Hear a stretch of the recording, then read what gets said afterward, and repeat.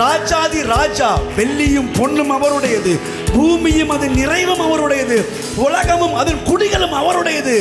அந்த தேவன் நம்முடைய தகப்பனாயிருக்கிறார், நம்முடைய நண்பனாக இருக்கிறார், நம்முடைய உயிரோடு உயிராக கலந்திருக்கிறார். நான் சொல்றேன், இந்த அனுபவத்துக்குள்ள நீங்க வரும்போது ஒரு குறைவும் உங்க வாழ்க்கையில் இருக்க முடியாது.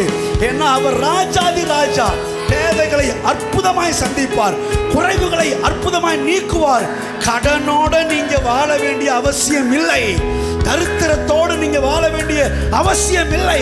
நான் சொல்றேன், இயற்கைக்கு அப்பாற்பட்ட விதத்துல உங்கள் கடன்கள் எல்லாம் ரத்தாகும்படி கர்த்தர் மிகப்பெரிய அற்புதங்களை உங்கள் நடுவிலே செய்யும்படிதான் உங்க கூட இருக்கிறார். நான் சொல்றேன், உங்க கடன் ரத்தாகும்.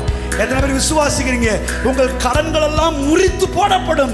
கடன் பிரச்சனையில் வாழுகிற நீங்க, கடன் வாழ்க்கையில வாழுகிற நீங்க, இனி வருகிற காலங்களில் கானான் தேசத்து வாழ்க்கை வாழ்வீர்கள் என்று வேதம் நமக்கு சொல்லுகிறது.